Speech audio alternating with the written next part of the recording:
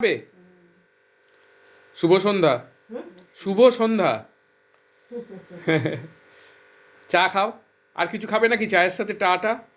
বেশি কিছু খেলে আবার রাতে খেতে পারবো না। হ্যাঁ হ্যাঁ, অল্প অল্প খাওয়াই ভালো, বয়স হচ্ছে। ঠিক বলেছ। মেয়ে বৌদি, মা চা খাবে বলছে, চা করেছো?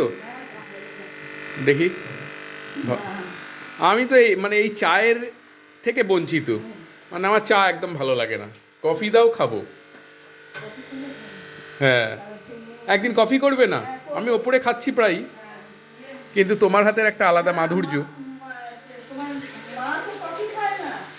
হ্যাঁ, মা কফি খায় না। না, মা কেন কফি খায় না বলো তো? মায়ের তো এমনিই ঘুমের প্রবলেম। কফি কফি খেলে নার্ভগুলো আরও উত্তেজিত হয়ে যাবে, ওই জন্যই খায় না।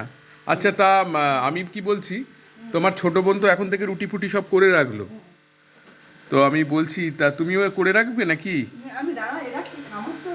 হ্যাঁ, তোমার তো আবার মানে হ্যাঁ। না না, ঠিকই, এটা সবাই কি খাবে সেই অনুযায়ী করা উচিত। চাটা তো খুব সুন্দর হয়েছে দেখছি। তাহলে তুমি মাকে চা দাও, আমি একটু বাইরে বেরোবো।